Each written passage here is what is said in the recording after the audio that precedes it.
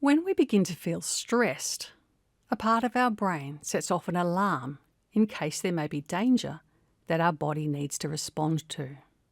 The alarm automatically releases a hormone called cortisol into our bloodstream. This prepares us physically to take action. It increases our heart and breathing rate, raises our blood pressure, and increases our muscle tension. This is our survival system that keeps us safe from danger. It worked well for our ancestors when confronting danger from wild animals. You may already be familiar with some common responses to stressful and dangerous situations. Fight, flight, freeze, or submit by fawning. A stress response is a normal, healthy part of being a human. It lets us know that our bodies are working and keeping us safe.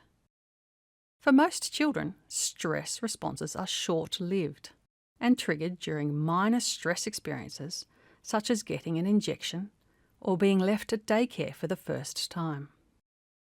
However, with supportive adults to help them cope, children will gradually learn how to problem solve and deal with adversity, leading to resilience and the development of a healthy stress response system. But what happens when a child's stress response gets triggered too often without supportive adults to help them? Exposure to stressful events like abuse or neglect can lead to a child's stress alarm becoming oversensitive. This may have begun to happen before the child was even born. Ongoing stressful situations impacting an expectant mother, such as threats of violence, means a baby is flooded with the mother's cortisol. Strong, frequent and prolonged stress before and/or after birth can permanently affect a child's stress alarm, leading it to be on high alert all the time. This can lead to the child experiencing the world as a dangerous place, even when they are safe. This is called hypervigilance. The child's brain is wired for danger. A brain that is wired for danger constantly sends messages that lead to the child feeling on edge and under attack. The child will have strong reactions to what seem like everyday and unthreatening situations when interacting with other children or adults, or the environment around them. Ordinary experiences like raised voices, being left alone for a short while, falling over, or even a familiar smell can trigger a fight or flight or other fear reaction in the child. They are not able to quickly regain their composure when responding to events that have triggered emotions such as anger or sadness. Children whose alarm systems are permanently switched on have developed strong connections within the limbic or lower part of the brain, sometimes known as the emotional brain, as it's where emotional reactions come from. It's responsible for sounding the alarm that triggers the release of cortisol. Remember, high levels of the cortisol hormone heightens physical responses such as heart rate and muscle tension. But high levels of cortisol also impairs the ability to concentrate, think logically, and learn.